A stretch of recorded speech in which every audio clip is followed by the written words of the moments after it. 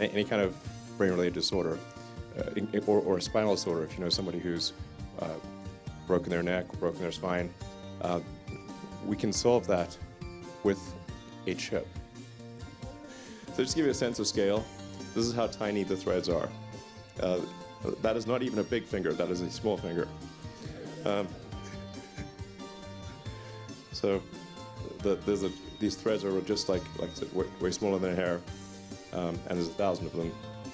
Robot on the left, and then the what looks like the needles for insertion next to a penny, but in fact the actual needle that gets inserted is way tinier. It's that little tiny thing at where the arrow is pointing. That's actually the size of the needle, about 24 microns in diameter. This is your brain on uranium. No, that's not really. That's agar.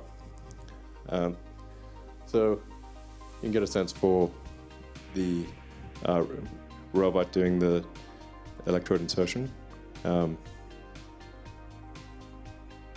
That's a very zoomed in view.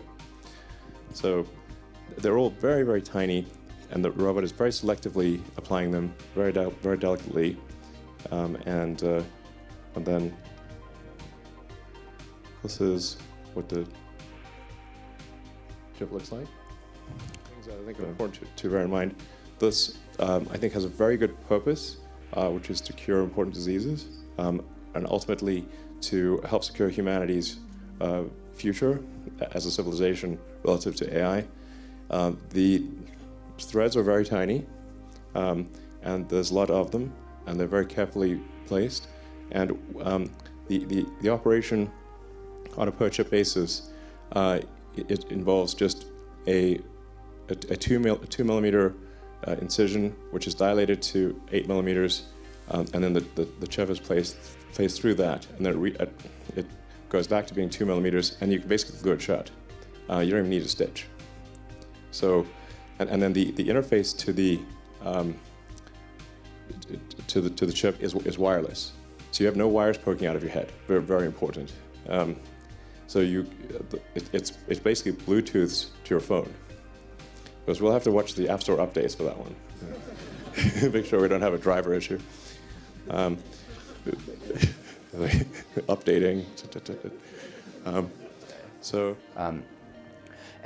And so we've learned a lot from these. We've recorded a lot of data through these. Like these are actually used every day at Neuralink to record neural data and work with it.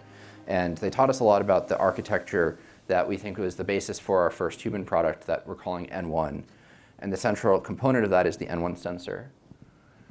But these things are very small. They're not. You can't manipulate these. This is one photo. This is not two photos joined together.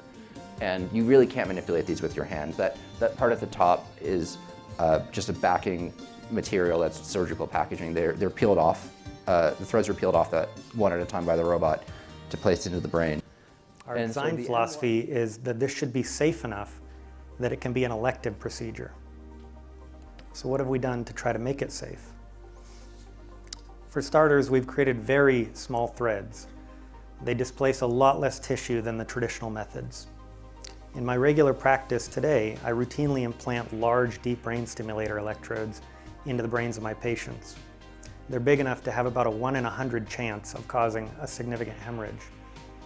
They displace and disrupt enough brain tissue that you can often see neurologic consequences just from placing the wire. We can do better than that. Neuralink's threads are so thin that they're difficult to see with the naked eye. They're much smaller than the width of a human hair. They're small enough that a human surgeon can't actually implant them without help. So we created help. Neuralink developed a tool that we're extremely proud of, the robotic inserter.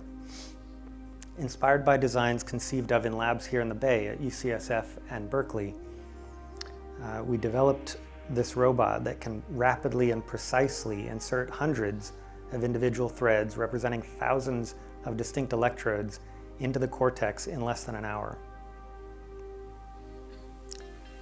This tool allows a surgeon to aim between the blood vessels that cover the surface of the brain with micron scale precision.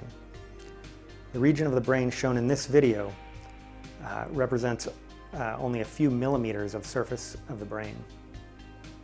As you can see, the brain's surface moves with the heartbeat and breathing. The robot tracks and adjusts for this movement. Using this tool, we can greatly reduce the risk of harming cortical vessels and causing bleeding. Here, the robot is selecting individual electrode threads and placing them into the brain in the pre-planned location with remarkable accuracy and repeatability.